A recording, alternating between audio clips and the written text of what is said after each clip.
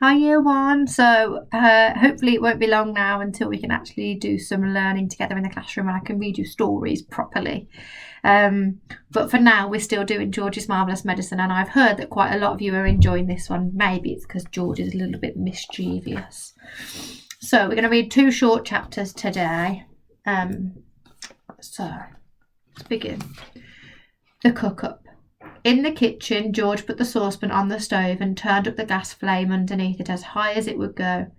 "George," came the awful voice from the next room, "it's time for my medicine." "Not yet, Grandma," George called back.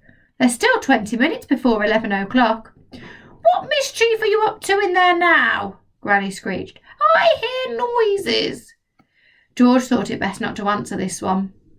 He found a long wooden spoon in a kitchen drawer and began stirring hard. The stuff in the pot got hotter and hotter. Soon the marvellous mixture began to froth and foam. A rich blue smoke, the colour of peacocks, rose from the surface of the liquid, and a fiery, fearsome smell filled the kitchen. It made George choke and splutter. It was a smell unlike any he had smelled before. It was a brutal and bewitching smell, spicy and staggering, fierce and frenzied, full of wizardry and magic. Whenever he got a whiff of it up his nose, firecrackers went off in his skull and electric prickles ran along the backs of his legs.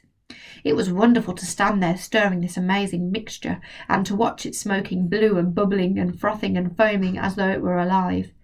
At one point, he could have sworn he saw bright sparks splashing in the swirling foam. A lot of adjectives, that is.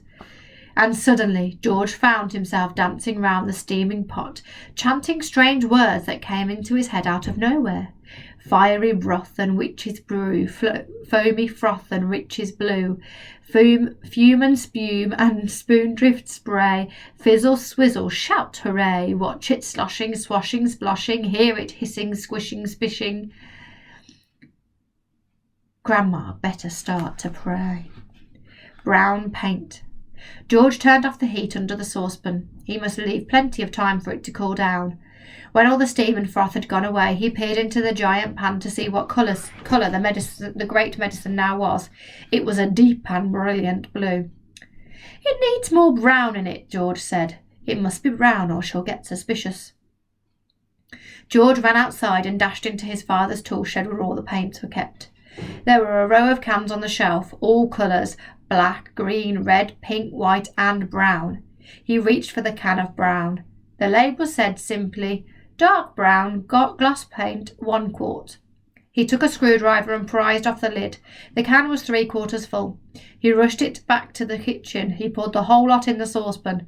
The saucepan was now full to the brim. George stirred the paint into the mixture with the very long wooden spoon. Aha! It was all turning brown, a lovely, rich, creamy brown. "Where's that medicine of mine, boy?" came the voice from the living room. "You're forgetting me. You're doing it on purpose. I shall tell your mother." "I'm not forgetting you, Grandma," George called back. "I'm thinking of you all the time, but there are still 10 minutes to go." "You're a nasty little maggot," the voice screeched back. "You're a lazy and disobedient little worm, and you're growing too fast." George fetched the bottle of Grandma's real medicine from the sideboard. He took out the cork and tipped it all down the sink. He then filled the bottle with his own magic mixture by dipping a small jug into the saucepan and using it as a pourer. He replaced the cork. Had it cooled down enough yet? Not quite.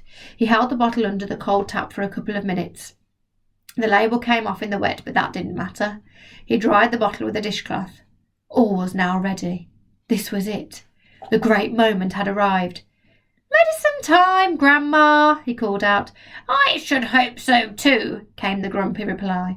The silver tablespoon in which the medicine was always given lay ready on the kitchen sideboard. George picked it up. Holding the spoon in one hand and the bottle in the other, he advanced into the living room. I wonder what's going to happen next. Do you think Grandma will have the medicine? Tune in tomorrow to see what happens.